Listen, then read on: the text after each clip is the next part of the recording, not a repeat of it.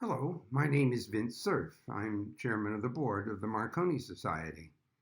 Our mission at the Marconi Society is to encourage and celebrate the innovators who push the technical and creative and entrepreneurial boundaries of information and communications technology for the benefit of humanity.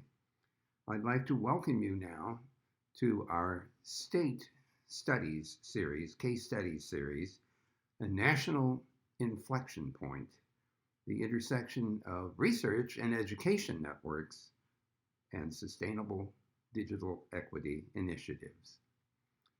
Some of you may not be aware of the central role of education and research networks, academic networks, in the history of the internet, which continues today. In the early stages, of course, the internet was an experiment and the academic community was vitally involved in it. Today, that academic community continues to push the boundaries, which is so well aligned with our purposes at the Marconi Society. We'd like to thank our partner in this series, CNIC, which runs California's Research and Education Network and is a key part of the middle mile build out for California's broadband academic network.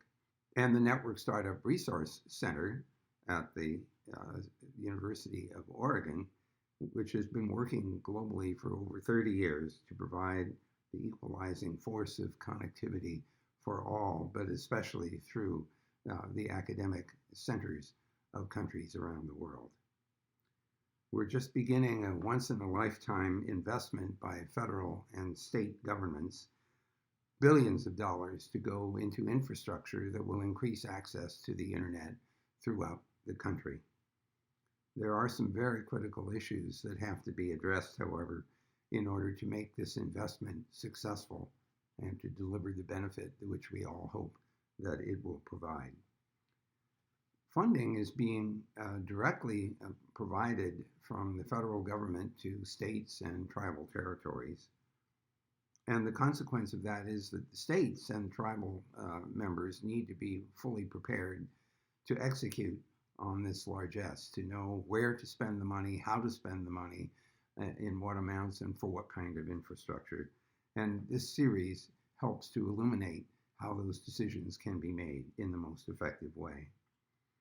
We're also concerned about real digital equity and through digital literacy and through access to devices and affordable communications capability in order to make this effort successful.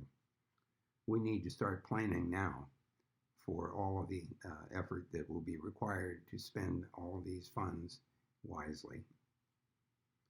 The Research and Education Network and networks of the United States and the rest of the world are key parts of the continued growth and use of the internet. Its development rested heavily on the academic community, and that community continues to push the boundaries of the system.